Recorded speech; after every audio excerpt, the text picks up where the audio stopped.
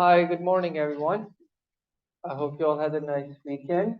Are there any questions before I start? All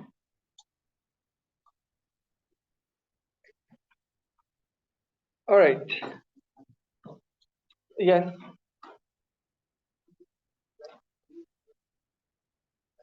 More or less, yeah. Some of them, most of them do.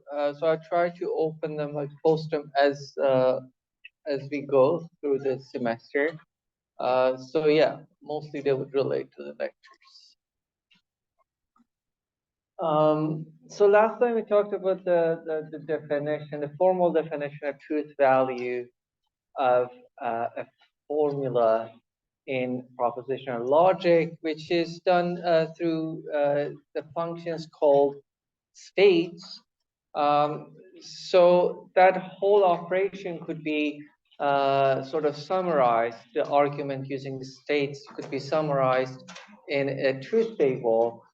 And as I mentioned, in a truth table, the columns are going to correspond to the subformulas of the formula, and the rows correspond to states with a certain property. Like for example, if you have here we have a truth table for the formula P and Q implies P or Q, and the first row of this is corresponding to all the states that give or assign true and true to both P and Q, right? So any state with this property is going to give true to P and Q, true to P or Q, therefore it would assign true to P and Q implies P or Q, and so on. So once you complete the truth table, then you have all the truth values for the formulas. Again, so if V, for example, is a state corresponding to this uh, row, the second row, then V of T is true, V of P. V of P is true, V of Q is false. And by looking at this, then we know that for this state corresponding to the second row, we have this, that is V of the formula P and Q implies P or Q is true. So if this, then yeah, this formula is true. All right. You notice that here for this formula, no matter which state you take, because all the rows together they cover all the possibilities for all the states. This formula always has true. No matter which state we take, it is assigned true for it. These kind of formulas are the formulas that we call tautologies that you're familiar with. So a tautology, by definition, is a formula that its value is true in any state. So for any arbitrary state, V of A is true. And this is the notation that we are going to use for a tautology. This notation means or reads as A is a tautology. Here are some more examples of a tautology. Top is a tautology because by definition of a state, for any state V of top is a tautology. P or negation of Q is a tautology because for any state V, the value of V of P or negation of P is always going to be true. So let me rewrite the definition one more time here. So from the definition, we know A is a tautology if and only if for any state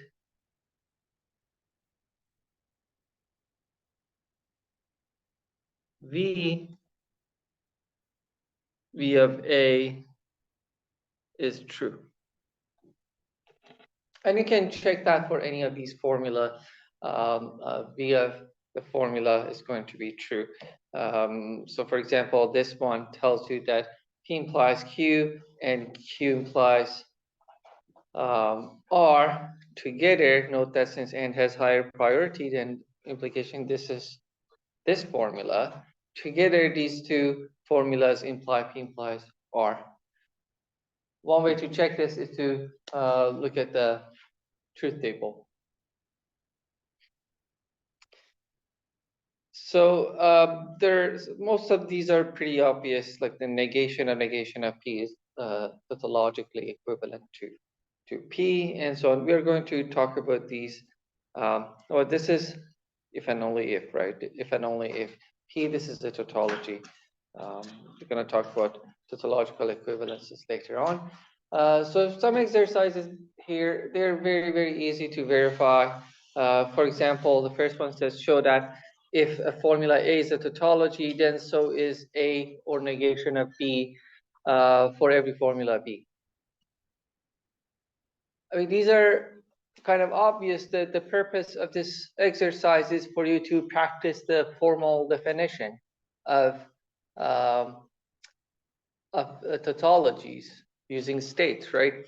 So for example, if you wanted to write the proof for part 1, you need to be precise. So assume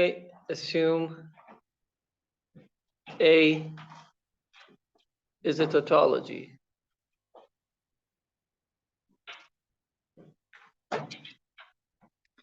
So for any state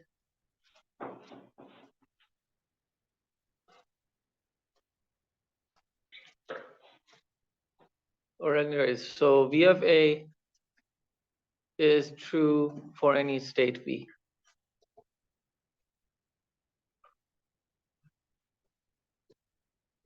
So this is given from the assumption. This is what the question tell us, that we are assuming A is a tautology. Now you want to show that A or negation of B is a tautology for any formula B.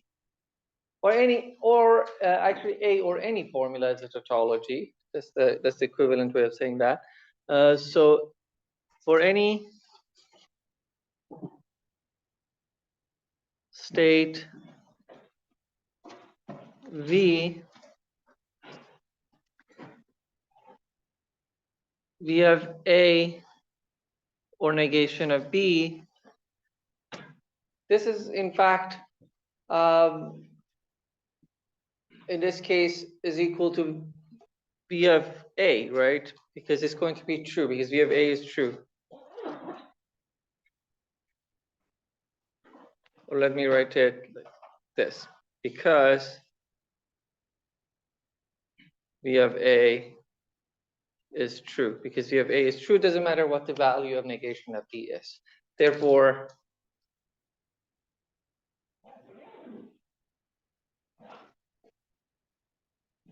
A or negation of B is a tautology.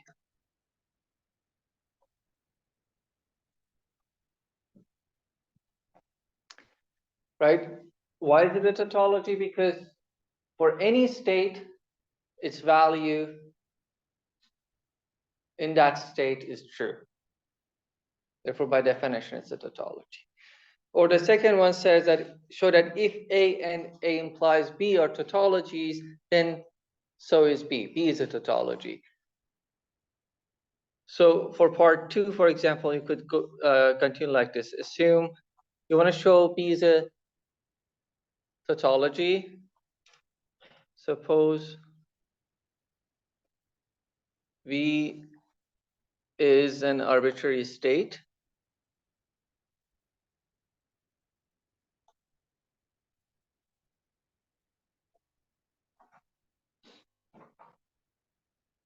So we take an arbitrary state. We want to show V of B is true. But the proof is almost obvious because since A is a tautology, we know V of A is true for any state by definition. And V of A implies B is also true. Again, because A implies B is a tautology.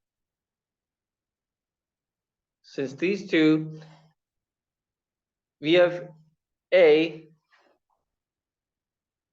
implies V of V of A implies B is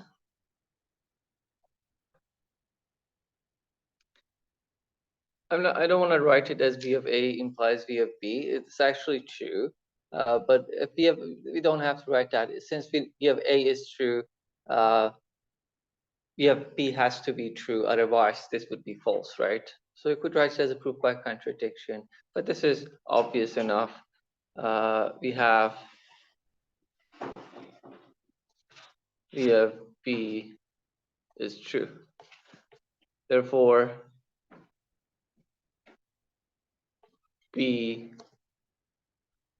is a tautology.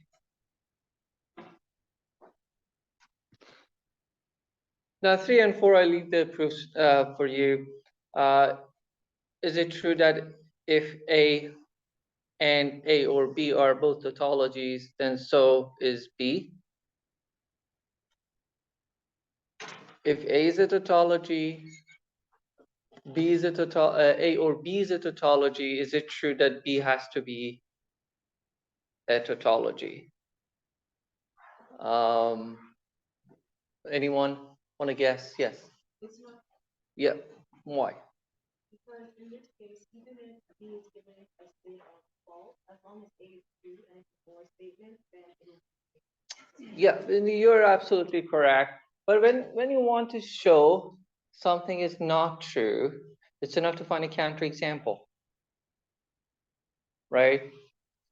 For example, take a tautology for your A. How about top? Right, top is a tautology. Now, B, I can get B to be something absolutely anything, non-tautology. How about bottom? If A is top, B is bottom, A or B is a tautology. Sorry, yeah, A or B is top or bottom. In any state, the value of A or B, top or bottom, is going to be true because the value of A is true. So both A and A or B are tautologies, but B, which is bottom, is definitely not a tautology, right? So when you want to show that something is not true, always find a counterexample. So I leave the details for you to fill in. But yeah, think about when A is top and B is bottom. And finally, show that the bottom implies A is a tautology for any formula A. That means take an arbitrary state, show that the for any state V of this formula has to be true. And that's, I guess, is obvious since V of bottom is going to be false. All right. Now, one more definition. A formula is unsatisfiable or a contradiction. So these are the same thing. If its value is false in any state. So for any state or for all states that you take, if the value of the formula A is always false, then we say A is a contradiction or it's unsatisfiable. And a very easy theorem that is pretty much obvious is that a formula A is a contradiction if and only if the negation of A is a tautology. Right? Everyone knows this. But one of the purposes that I actually wrote the proof here for you to practice writing proofs, because it's very important that the proof strategies and being able to correctly write a proof is essential for this course.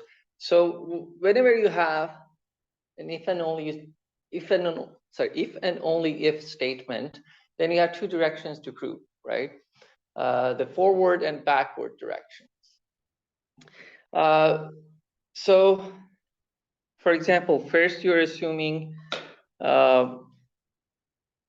first this direction. If A is a contradiction, then for every state, V of A is false. That's by definition. Therefore, V of negation of A is true for any state. That's how we defined states, which means negation of A is a tautology. So that's the forward direction.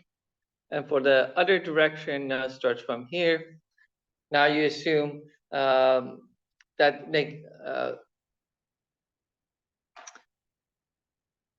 I mean, this is the same as saying that negation of A is a tautology, but I don't know. I wrote right. Okay, I've written actually the contrapositive. I'm proving it's not necessary in this case, but I'm proving the backward direction here using contrapositive method. That means, all right, we are proving this direction, right? We want to show that if negation of A is a tautology, then A has to be a contradiction. So if you call this P, you call this Q, Q is the statement this, and P is this statement. We want to prove Q implies P, but we learned about this contrapositive method that in order to prove Q implies P, it's enough to prove negation of P implies negation of Q, right? So you're assuming that A is not a contradiction, so you're proving negation of P implies negation of Q. What's the negation of P? That is not a contradiction. What does it mean that negation of A is not a contradiction? Being contradiction means for every state V, the value of negation of A is false. So if it's not a contradiction, that means there exists a state V such that V of negation of A is true, right? So there exists the state V, sorry, not negation of A, V of A is true. That's the negation of P. Negation of P is that A is not a contradiction. Now, V of A is true means V of negation of A is false. But this means negation of A is not a tautology, which is negation of the statement Q. Right? So we use the backward direction or the reverse direction using contrapositive. Any questions?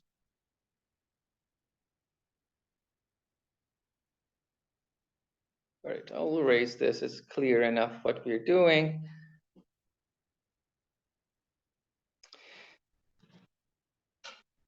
All right, we're often going to look at sets of formulas as opposed to a single formula when we are given a hypothesis. Hypotheses sometimes come in form of a set of hypotheses, and we are going to denote sets of formulas or sets of propositions in this case by these Greek letters gamma, delta, sigma. They're capital Greek letters. So they're going to denote sets of formulas. So gamma would be a set that contains formula, for example, A, B, C, and so on, where the members of gamma are formulas. Or it could be an infinite set, right? Now a formula, now going back to single formulas, a formula A is called satisfiable if there is at least one state V that assigns true to A. So satisfiable formulas are the formulas that when you draw the truth table, there is at least one row of the truth table that the formula is true in that row. Right, which means there is a state that gives true to it. So a satisfiable formula, a formula is satisfiable if and only if it is not a contradiction. Right? If contradiction means in every state, the formula takes value false, but satisfiable means that it's not true. That is not true. There is a state that gives true to the formula. So again, a formula is satisfiable if and only if it is not a contradiction. Now, but this notion of satisfiability is actually quite important in mathematics or in logic or in computer science, especially in problems like system specifications. You want to know whether it's when you write your system as a set of propositions, if it works, or it's a contradiction or not. So that's exactly checking that whether this set is satisfiable. And so now we are going to define the notion of satisfiability for a set of formulas. So suppose gamma is a set of formulas. It is satisfiable if there's a state V that assigns true to all the formulas in gamma at the same time. There's a single state that does the job. So maybe here I have this formula, set of formulas, gamma. It contains 3 formulas. What does it mean if gamma is satisfiable? Gamma is satisfiable if and only if there is a single state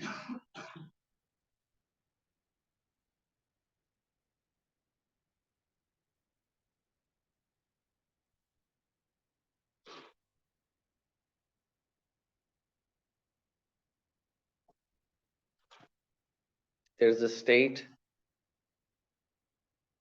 V such that we have A, we have B, we have C, they're all true. Note that we have infinitely many states. A could be satisfiable, B could be satisfiable, C could be satisfiable, but gamma may not be satisfiable. Right? Because maybe there is a, if now assume like both or all 3 formulas A, B, C are satisfiable. What does that mean? That means there is a state, let's call it V1, that assigns true to A. Maybe there is, if B is satisfiable, there is a state that assigns true to B, but maybe it's not V1, maybe it's another state.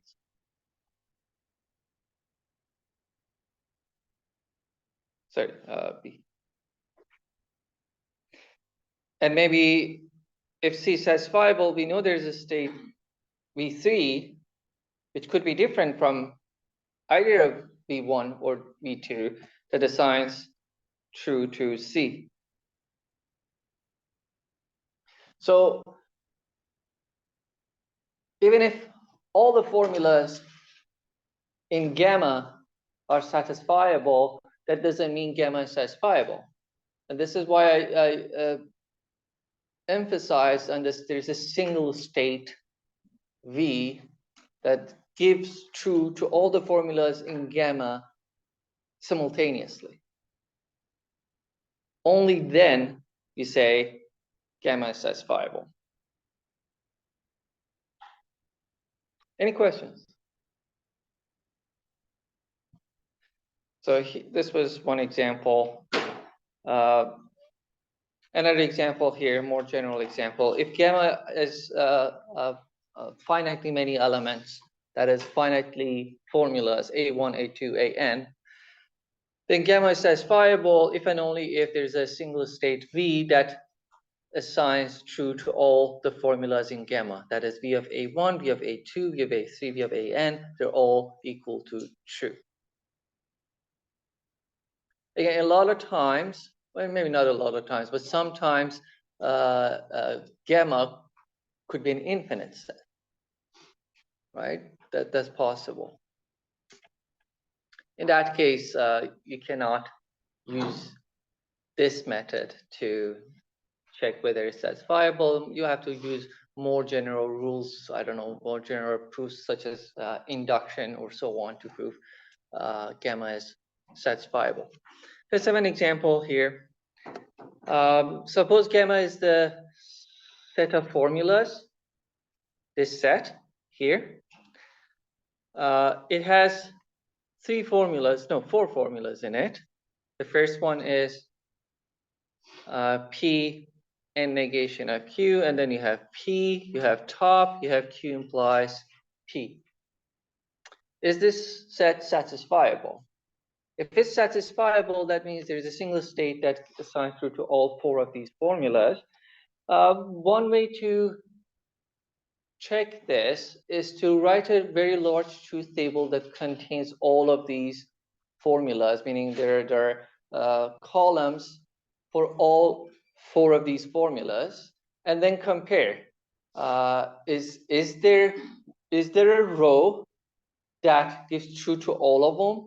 If there's a row that in which all four of these formulas are true, then the set is satisfiable. That means the state corresponding to that row gives true to all of these at the same time.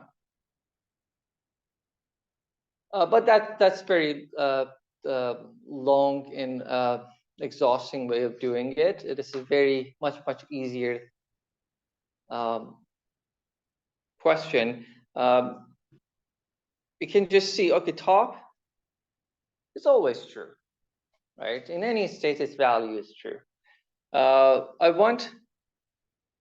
In order for this set to be satisfiable, any state must give true to P, because P is one of the formulas.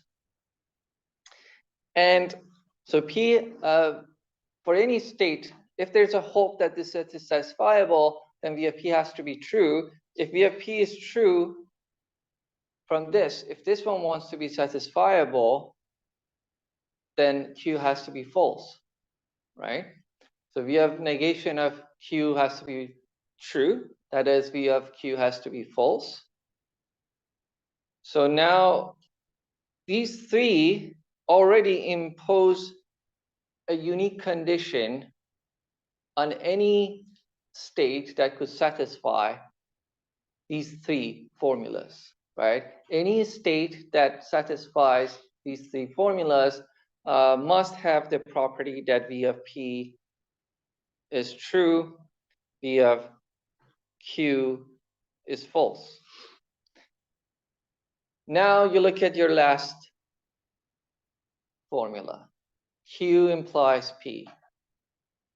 Now I know if this set is satisfiable means that such Q has to give true to this formula. But then V of Q implies P is it true or false? Because Q is false, this is going to be true anyways. So that means we just found a state that satisfies, that means it gives true to this set. By the way, I didn't, I probably have it written. here, but I didn't mention it. If V is such a state that actually gives true to all the formulas in gamma, then we say V satisfies gamma. So here, any state such that V of P is true, V of Q is false, satisfies gamma. Because there is a state that satisfies gamma, gamma is satisfiable.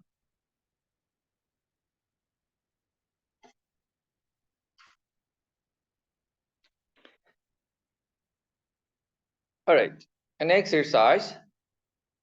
Prove that a formula A is satisfiable if and only if it's not a contradiction. This is again something that I mentioned, but try writing a proper proof for this. It's an if and only if statement. That means you need to prove two directions. First, you assume A is satisfiable, then you prove it's not a contradiction. You could use, again, with one or both of directions. You could use contrapositive method or just use them directly. These are quite easy arguments. So, for example, if you assume A is satisfiable, that means there's a state V that satisfies it, meaning it gives sorry, this is not about satisfies V satisfies a formula also means V gives true to the formula. These are also the same thing. So if V satisfies A, then V of A is true, but then V of A is true means A is not a contradiction, right? So it was obvious. And the other direction is also obvious, that if A is not a contradiction, what does that mean? That means there's a state that gives true to A. But that by definition means A is satisfiable. So the proof is just so obvious that literally each direction is just one sentence. Another exercise, show that this set, or don't show it, you have to decide whether or not this set is satisfiable. A set that is not satisfiable is called unsatisfiable. So you have three formulas here. Find at least one state that gives true to all three of these formulas. I guess this is easy enough. Again, you should you do not need a truth table for this. You just have to argue like something like this. Any state that is going to satisfy this set must give true to, for example, the first one. That means either P is true in that state or Q is true. Either V of P is true or V of Q is true. Well, that's one thing. And then you look at this, you know that this has to be true, right? Negation of P implies Q has to be true. So this one imposes the condition because P implies Q is, you want it to be false, right? But it's only false if P is true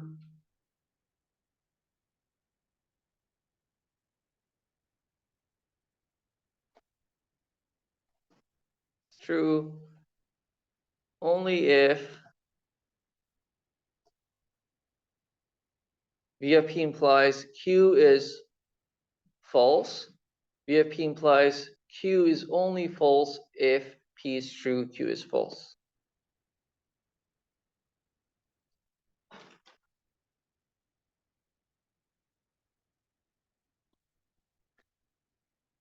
Now we already have this as a condition, but since Q is false, this is going to be also true anyways. So again, I didn't write all the details here. So this, from what I said, it looks like this set is satisfiable. In fact, any state in which V of P is true and V of Q is false is going to satisfy this set. Because note that if V of Q is false, false implies anything is going to be true. All right, again, the details are for you to fill in. Any questions? Yes. For the first exercise or anything similar, do you have to prove in both ways or one way? Yeah, any time that you have if and only if, you need to prove both directions.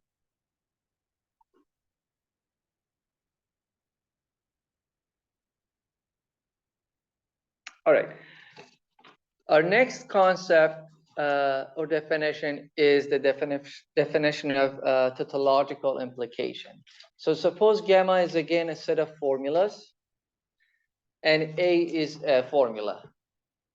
Then we say gamma tautologically implies A, and this is how we denote it.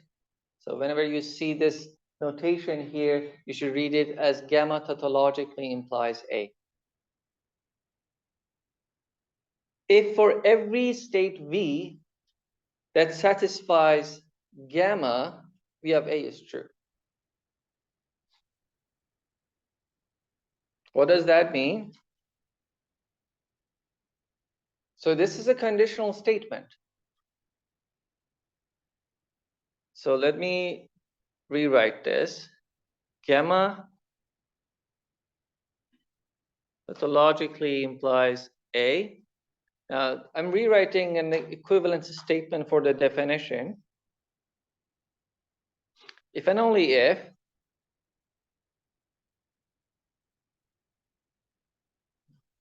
if V satisfies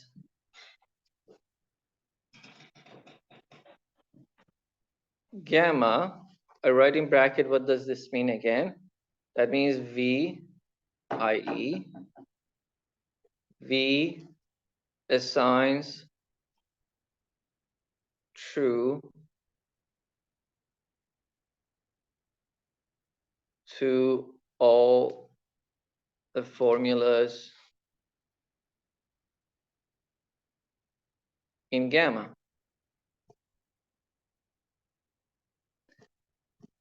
Then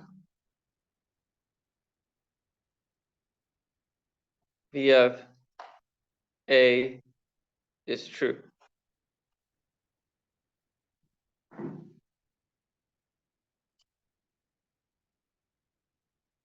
So a set of formulas gamma tautologically implies A by definition if and only if for any state that satisfies gamma, for any state V that satisfies gamma, V of A is true. That is, if V satisfies gamma, then V of A is true. So this whole definition, this is a conditional statement. In order to check this, it's an if and only if. So the formulas, in this case, when we have this,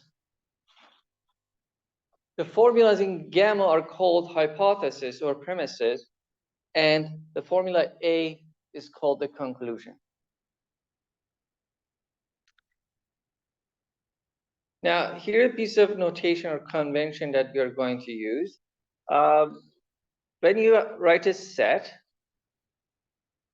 suppose your set of hypotheses contains n formulas, right?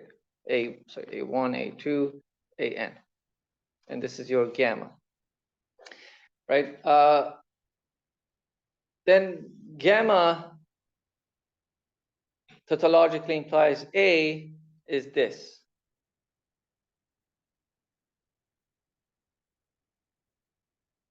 But often we just, if there's no confusion, we just don't write these brackets here.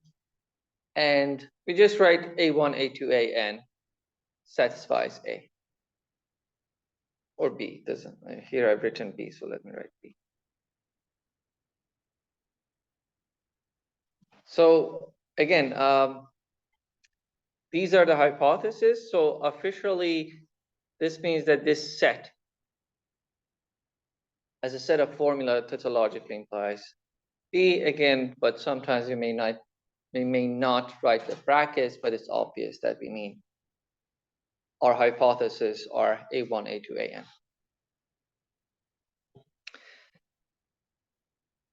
And in particular, this is going to be used when A is a singleton. Gamma is a singleton. That means gamma has only one formula in it. Then instead of writing this, now this is a singleton set that contains A tautologically implies B. But that's just saying that A tautologically implies B. So we don't write the brackets. So it's just, it's the same thing. So again, what does this mean? If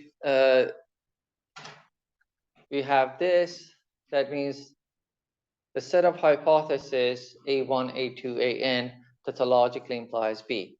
And by definition, that means for any state V, if V of A1, A2, AN are true, that is V satisfies gamma, then it has to be the case that V of B is true.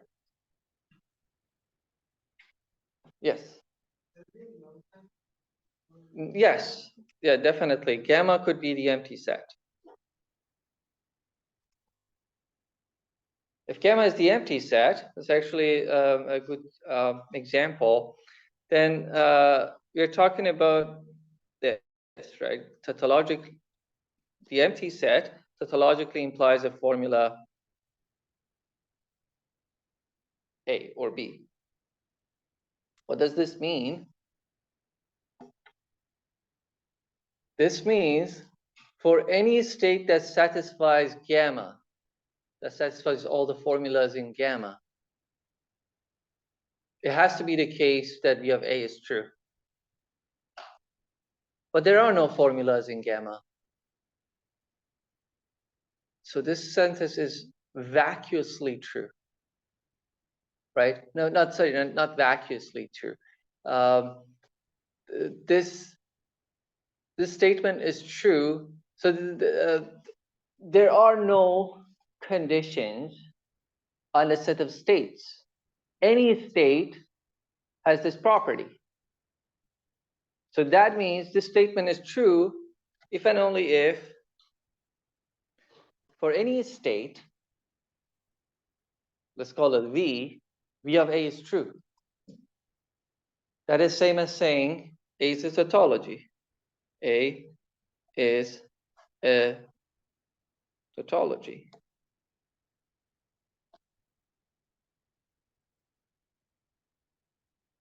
Right? Again, one more time. What does this mean? This means that for any state that satisfies gamma, V of A has to be true. All the states satisfy gamma because there's no formulas in gamma. Therefore, for all the states, V of A has to be true.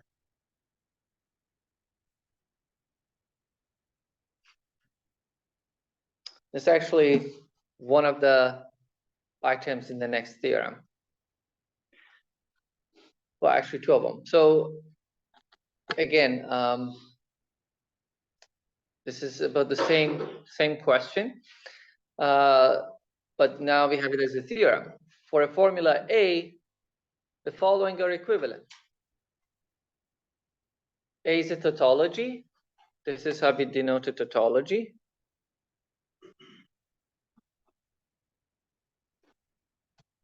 Two is the empty set tautologically implies A. And the third condition, which is equivalent to both of these conditions, is that top as a singleton, as a set. So this is again our convention. This is when we have one hypothesis and it contains the formula top. Top tautologically implies A. These three statements are equivalent. Now I left the proof as exercise.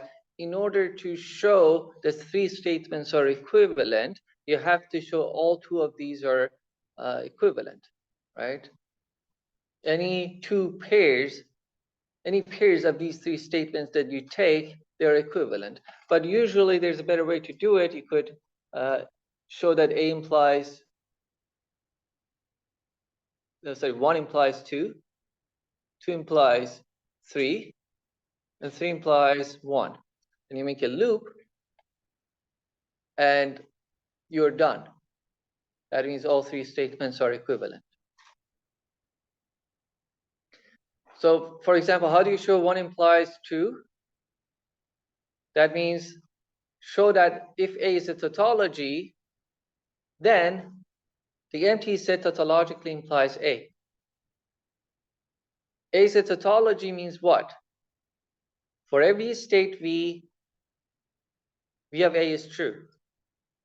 Now, assume that. Now show that the empty set tautologically implies A. That means we have to show that for any state which satisfies the empty set, V of A is true. All the states satisfy the empty set. So we need to show that V of A is true for all in all the states. But that's our assumption. It was a tautology. So we're done. Yes.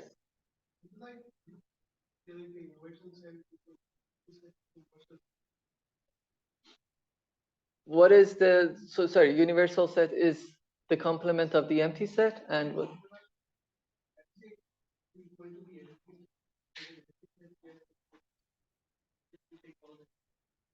And I don't understand what that means. I mean, universal set here would be the set of all the formulas. A set of all the formulas, what then? What do you, so you want to, what did you want to show? Set of all formulas tautologically implies what?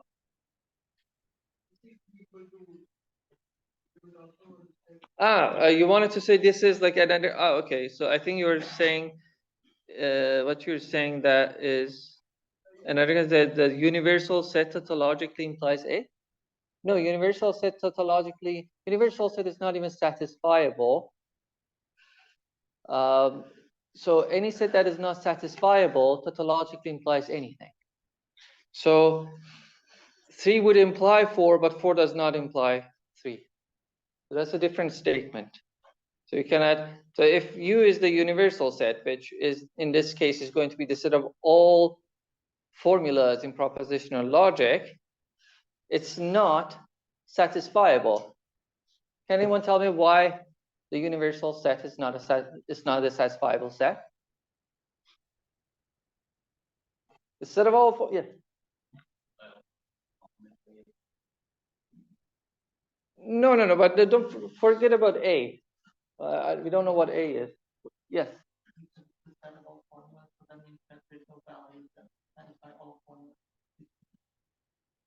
Okay, but why? Why there's no such value? Yes. Yes, exactly, because bottom is there.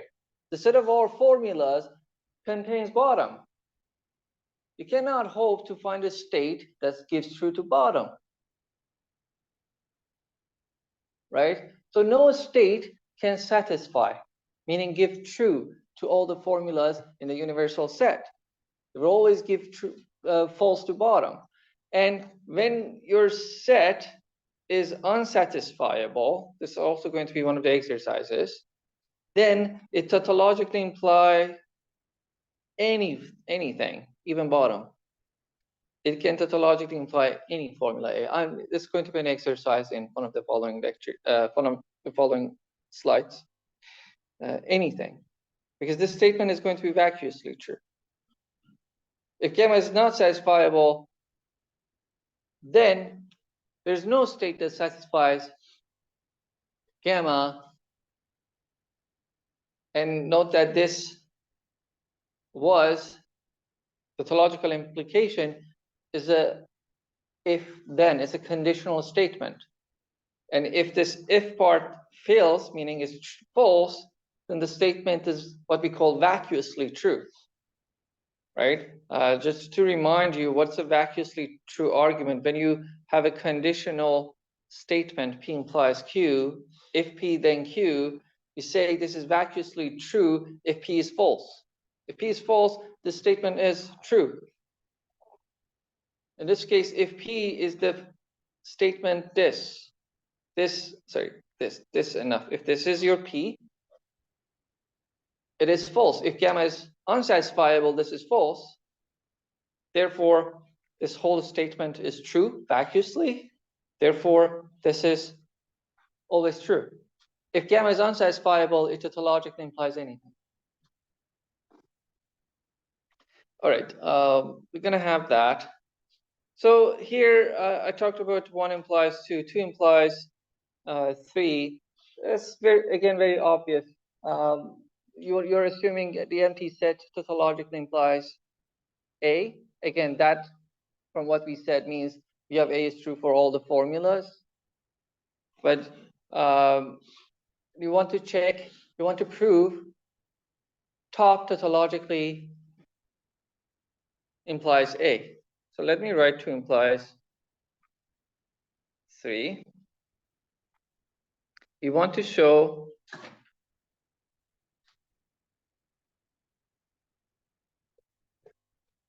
top tautologically implies A, assuming 2, right? I didn't write that.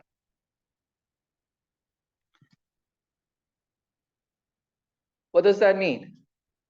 We need to show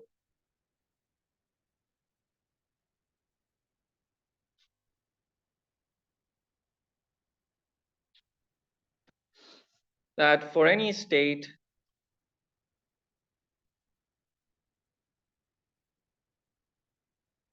or V of A is true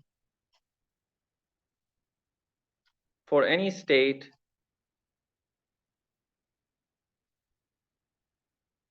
V such that V of top is true. But V of top is true for all the states. This means we need to show V of A is true for all the states.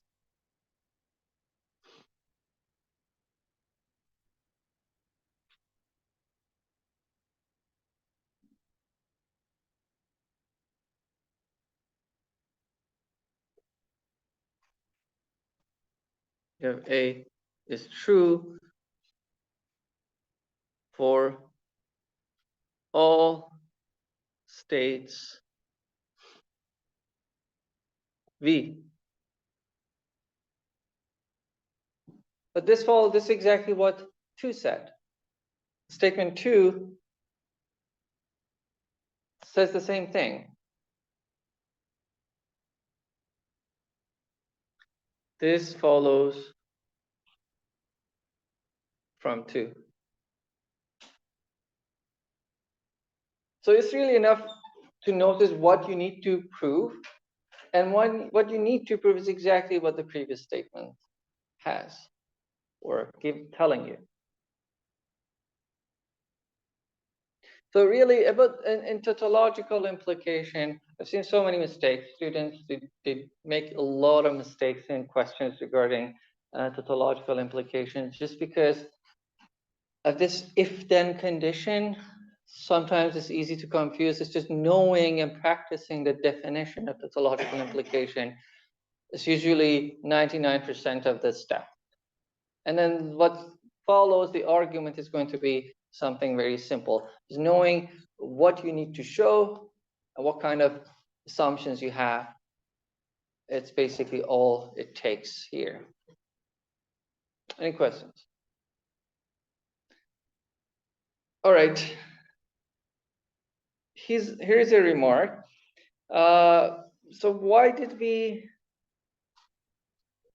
define this definition of tautological implication this way using the states, again, the tautological implications can always be verified using truth tables, right? What does that mean? How do you, by the way, how do you check tautological implication using a truth table? It's actually not such an obvious question, because if I wanted to check this tautological implication in a truth table, how do I do it? I write a truth table like this, could be very, very long, and then I assign columns for each of these AIs.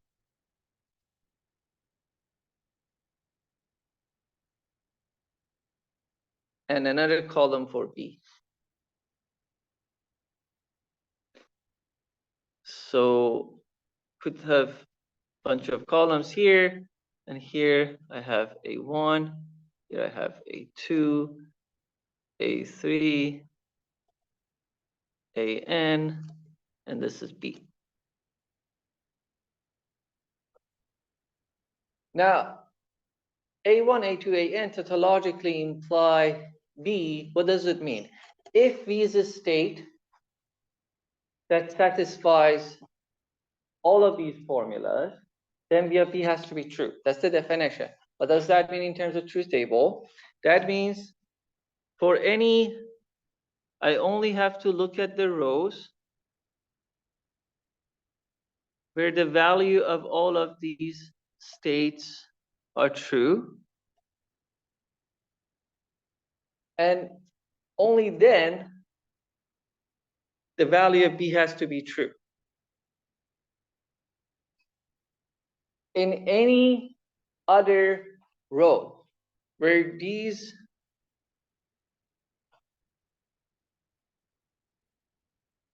I'm never going to be able to raise that alone. Where these are not all true, A1, A2, AN are not all at the same time true, B can be anything. B can be true or false. That doesn't contradict the definition of tautological implication.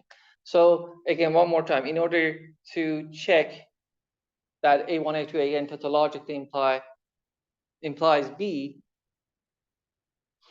what does that mean in terms of truth table? That means for any row that all formulas A1, A2, AN are true, then B has to be true. Otherwise, there's no condition to check in all the other rows. But all right, so there is a way to tautologically to prove or show tautological implications using a truth table, but it can be extremely difficult and time consuming because you often deal with very, very large truth tables, and it could take forever. So now I assume you have like 10 hypotheses. You want to show that it implies something.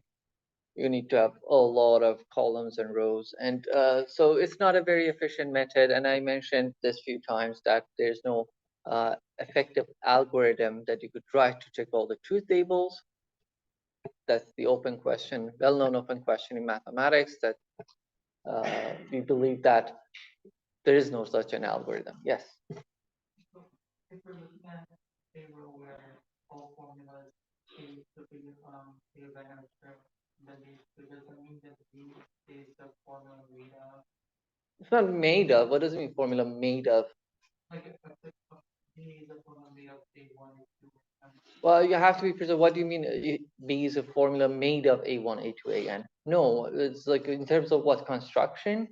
In terms of, no, I mean, for example, any set of formulas can tautologically imply top, right? Anything, let's say I have like 10 hypotheses, whatever the formula they might be, tautologically imply top. anything tautologically implies top, because V of top is always true, so the statement is trivially true. But that doesn't mean top is made of any of them, right? Now, prove P and Q tautologically implies P or Q. Well, one way to do this, apply the truth table method, meaning, okay, now I have only one hypothesis. It's not so bad, it's very simple. So this truth table happens to be quite easy to write. But how do I check? How do I check that P and Q tautologically implies P or Q is true using the truth table?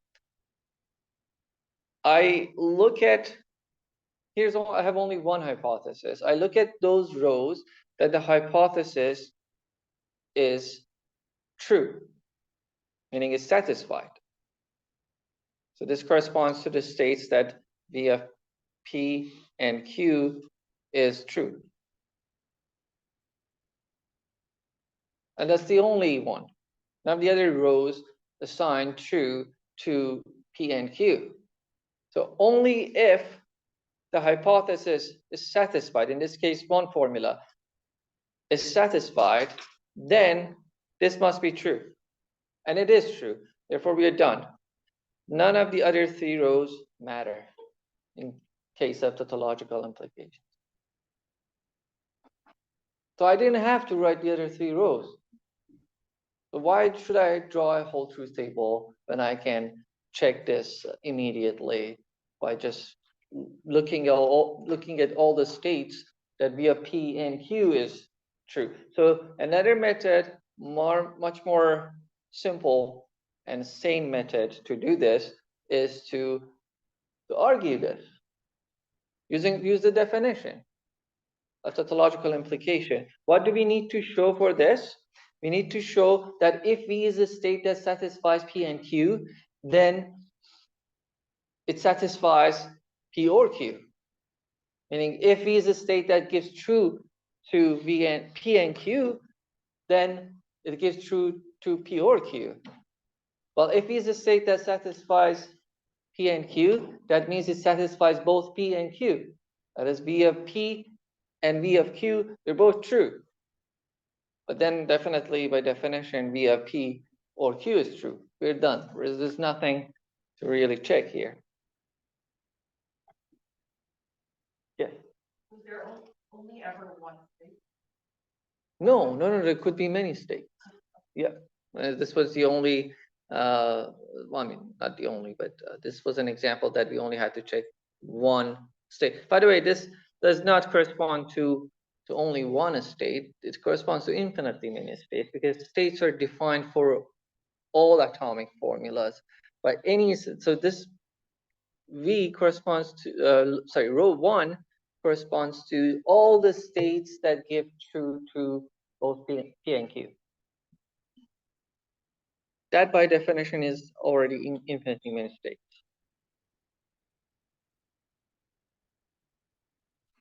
So this is why we say for any state V. That doesn't mean that there's only one state. But any state V that gives true to a P and Q is going to give true to both P and Q. That means it gives true to P or Q. That's how we defined the value of P or Q in any state, for any state. Another example, I have 3 examples here. No, 4. If this was supposed to be number 1, I wrote it differently. So if we start from 2 here, 2, 3, 4, prove that A is equivalent to B as a single hypothesis, tautologically implies A implies B. Again, how do you prove this? I'm going to write just not a complete proof, or maybe I could. Suppose V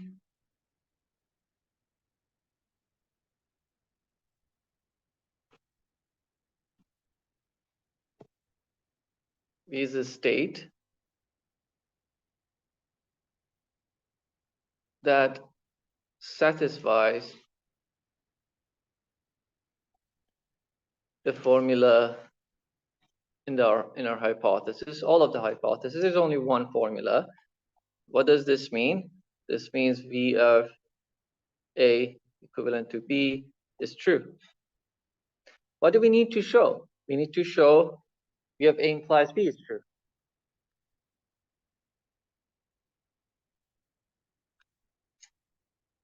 All right, I'll write that. We need to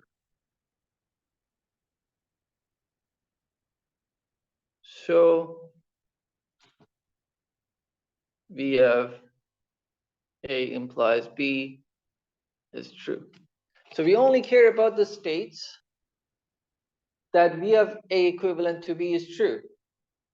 Only for those states we need to check. Those states we need to check that V of A implies B is true. But this is true if and only if V of A is equivalent to B. So from our assumption, we have V of A is same as V of B.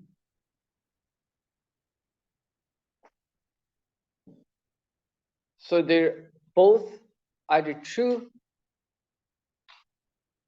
or they're both false. So either they're both true or they're both false. If they're both true,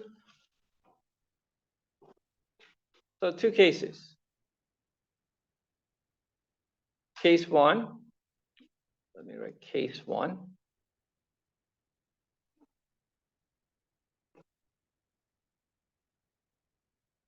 V of A is equal to V of B, and they're both true. Then obviously V of A implies B is true implies true, which is true. In case two, V of A and B, they're both false, which is again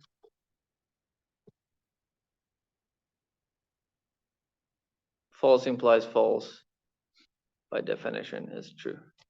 So for any state which satisfies the hypothesis, automatically from that we get V of A and B are equal, therefore we are done. For any of, if V of A and V of B are equal, then doesn't matter whether they're both true or they're both false, V of A implies B is going to be true. So this was the proof of 2. 3, now we have two hypotheses. A implies B, A implies C, show that A implies C. Now this is a trick question. A implies C is one of the hypotheses. I'm saying that you have two hypotheses, A implies B and A implies C. It's tautologically imply A implies C, which was one of the hypotheses. It should be obvious, but why is it obvious? Why is this true? Or how do you check this is true? You show that if V is a state that satisfies all of our hypotheses, in this case we have two of them, that means if V is a state that gives true to both formulas, A implies B and A implies C, then it has to give true to A implies C. It's a trivial statement, right?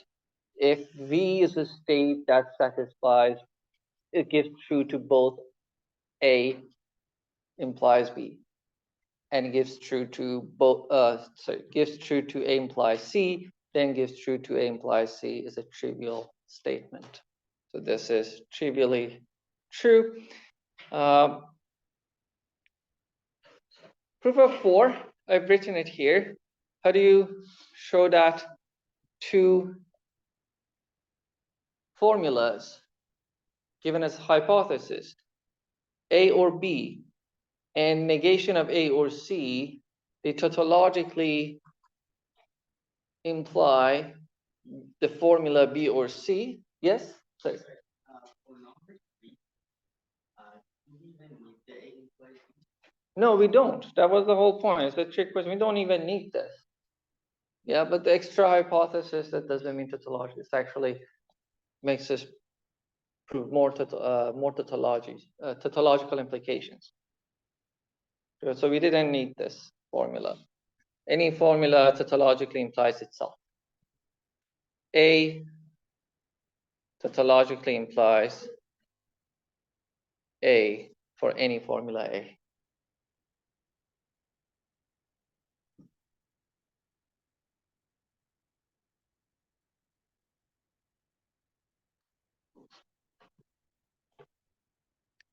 Why?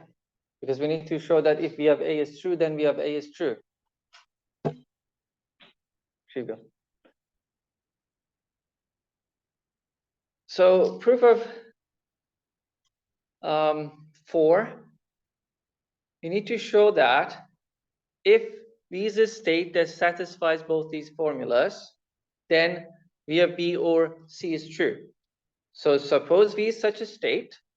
Suppose V is a state that gives true to A or B and gives true to negation of A or C.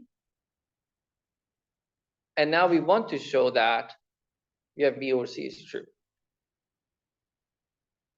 So I've written it in 2 cases. So case 1 corresponds.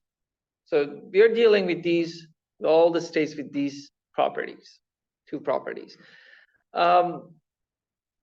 Case 1 is when we have A is true when we have negation of A. We have A is true. And case 2 is when we have A is false. And obviously this covers, it's an exhaustive proof, right? It covers all the possible cases. So we have A is either true or false. So in case 1, we're going to assume we have A is true. If we have A is true, then we have negation of A is false. And since we have negation of A or C is true, and we have negation of A is false, that means V of C has to be true. So if V of C is true, then we have B or C is true. So we are done. Case 2, all the remaining possibilities. There's only one.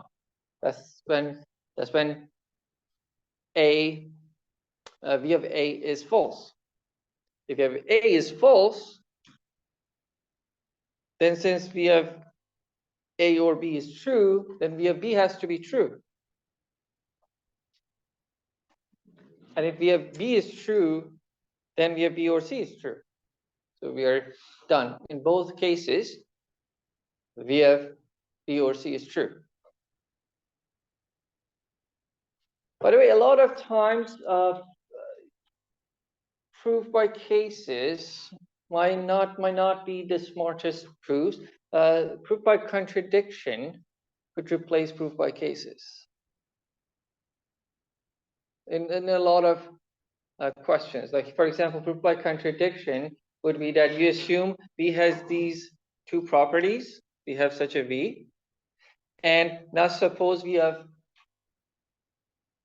B or C is false. By contradiction, right? If we have B or C is false, meaning the tautological implication doesn't hold, then we get a contradiction. If we have B or C is false, that means we have B, we have C, they're both false. And that would give us a contradiction with one of these 2. Is if we have B and C are false, both of these statements are going to be, at least, sorry, one of these statements would be false, right? Because we have A is either true or false. So one of these statements would be false. I mean, this is, I don't think it's a lot easier, but in some other other questions, maybe contradiction is the best way to prove things. Another example is example 5. Prove that bottom tautologically implies A. That's actually for any A. So I'm going to write this here. For any formula A. Bottom tautologically implies A, and A, any formula, tautologically implies top. Both of these statements are true for any formula A. The first one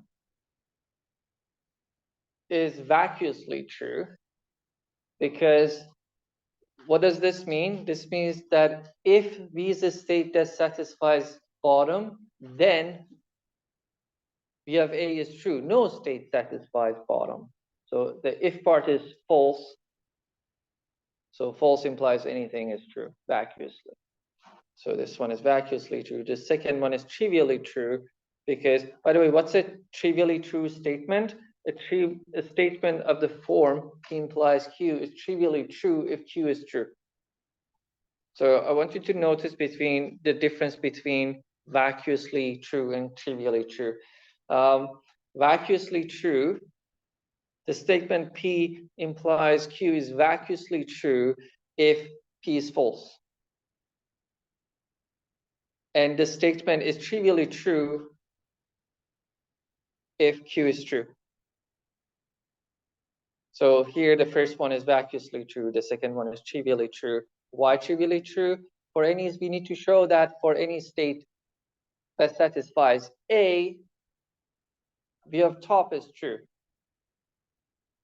So if V of A is true, V of top is true, but V of top is always true.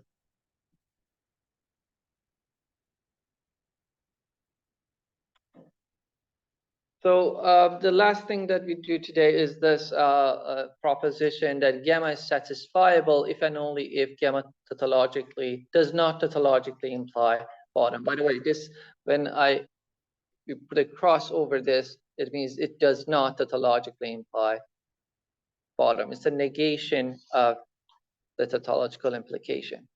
So there is an if and only if statement that means we need to prove two directions. First, the forward direction, assume gamma is satisfiable.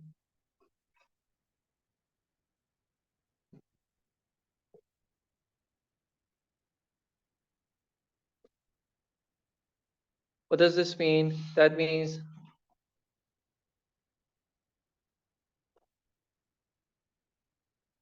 there exists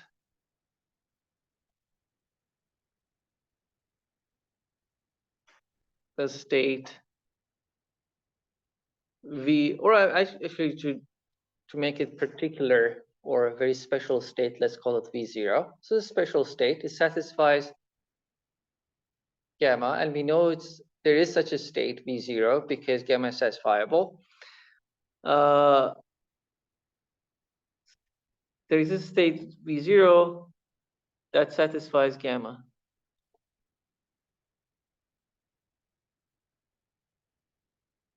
What does it mean? That means it gives true to all the formulas in gamma. Now we want to show that gamma does not tautologically imply bottom.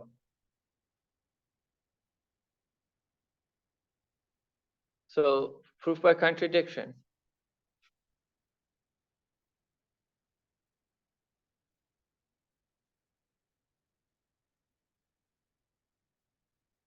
Suppose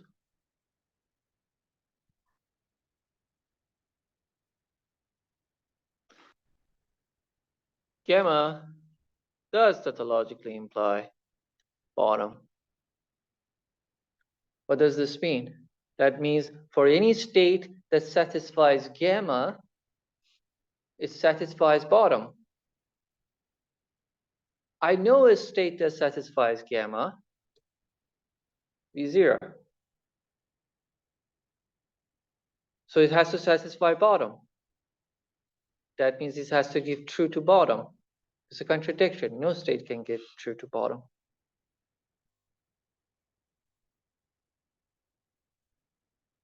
Since U0 set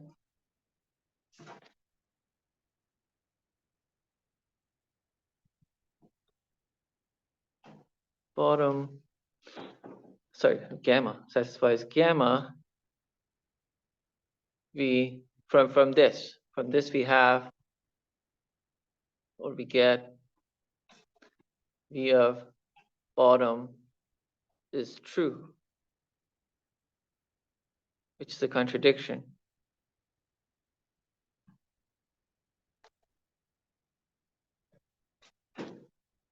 Or which is not possible.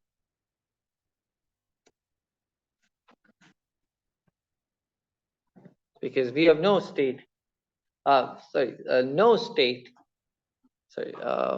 V0. No state can give true to bottom. For the other direction,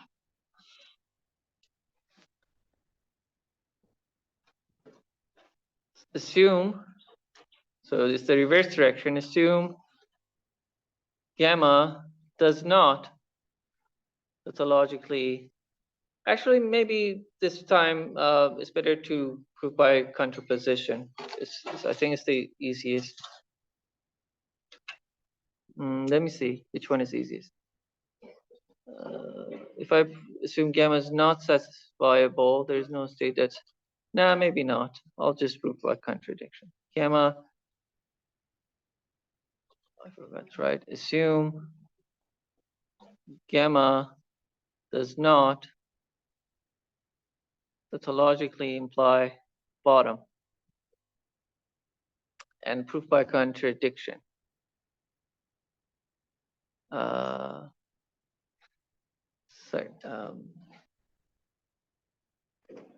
Yeah. Again, proof by contradiction. Suppose gamma is satisfiable, or sorry, unsatisfiable,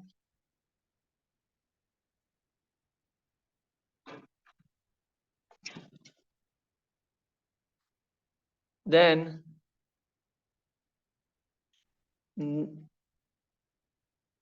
there is no state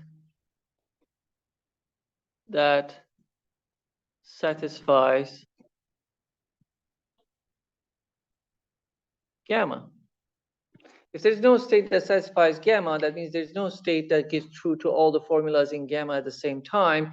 That means gamma tautologically implies bottom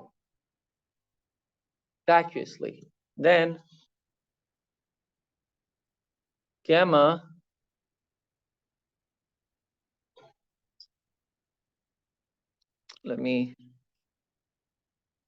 gamma tautologically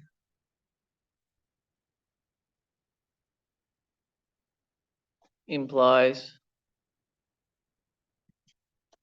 bottom. All right, here, vacuously.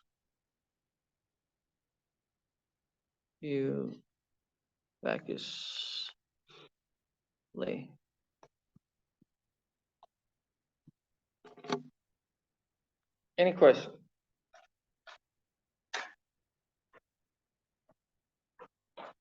All right. If you don't have a question, then yeah, I'll see you on Wednesday. Have a nice day, everyone.